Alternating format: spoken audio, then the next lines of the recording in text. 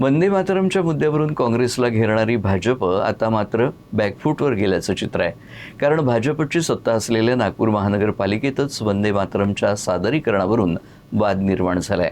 मनपाच्या सभेचं कामकाज परंपरेनुसार वंदे मातरमनं सुरू झालं, मात्र साऊंड रेकॉर्डिंग पूर्ण न वाजल्यानं केवळ 2 कडवीच ऐकू आली. या प्रकारानंतर विरोधकांनी भाजपला लक्ष केलं असून सत्ताधारी भाजपकडून डॅमेज कंट्रोलचे प्रयत्न सुरू झाले आहेत.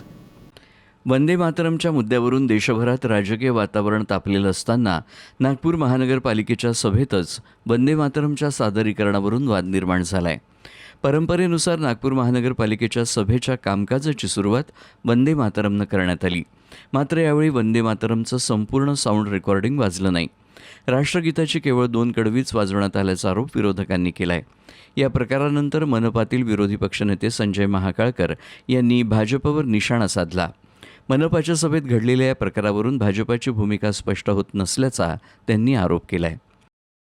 ज्या गीताला 150 वर्ष झाले, हे वंदे मातरम गीत देशाच्या सर्व सभागृहामध्ये संमेलनामध्ये हे पूर्ण 6 कडवे म्हणावं, हे भाजपच्या वरिष्ठ नेत्यांनी असे निर्देश दिले असताना महानगरपालिकेच्या सभेमध्ये 2 गीत त्याचे वाक्य गायला गेले.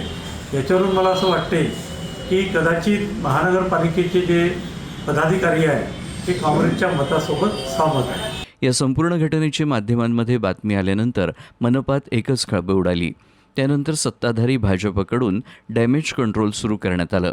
सत्तापक्षनेते नरेंद्र बोरकर यांनी सांगितलं की वंदे मातरमचं साऊंड रेकॉर्डिंग पूर्ण वाजलेलं नसल्याचं लक्षात आलं होतं आणि ही बाब महापौरांच्या निदर्शनासही आणून देण्यात आली होती.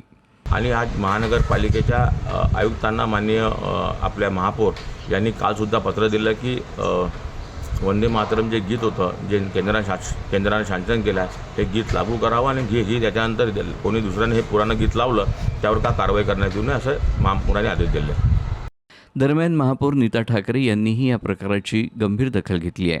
संबंधित प्रकरणाची सखोल चौकशी करून दोषींवर कठोर कारवाई करण्याचे निर्देश देण्यात आल्याचं त्यांनी सांगितलं आहे. आपल्या देशाविषयीचा सन्मान या गीतामध्ये आहे आणि त्यामुळे कुठल्याही प्रकारे 2 कडवे गाऊन थांबणं ह्या मताशी कुठेही महानगरपालिकेचा भाजप हे अंग कुठल्याही प्रकारे याशी संबंधित नाही. या संदर्भाने काल झालेल्या प्रशासनाच्या हलगर्जीपणामुळे संबंधितांवर कायदेशीर कारवाई करण्याचे निर्देश कालच आयुक्तांना दिलेले आहेत. तर स्थायी समितीच्या अध्यक्ष शिवानी दाणी बखरे यांनी हा प्रकार तांत्रिक चूक असल्याचं म्हटलं आहे. मनपाची आमसभा सुरेश भट सभागृहात होते, मात्र मागील 2 सभा नियोजन भवनात झाल्या. यावेळी कर्मचाऱ्यांकडून चुकीचं वंदे मातरमचं रेकॉर्डिंग लावण्यात आल्याचं त्यांनी सांगितलं. मात्र संबंधित कर्मचाऱ्यावर कारवाईची शिफारस करण्यात आल्याचंही त्यांनी स्पष्ट केलं. एकीकडे वंदे मातरमच्या मुद्द्यावरून काँग्रेसला घेरणारी भाजप, तर दुसरीकडे भाजपची सत्ता असलेल्या नागपूर महानगरपालिकेतच वंदे मातरमच्या सादरीकरणावरून निर्माण झालेला वाद, या प्रकारामुळे भाजपवरच आता विरोधकांकडून जोरदार टीका केली जात आहे.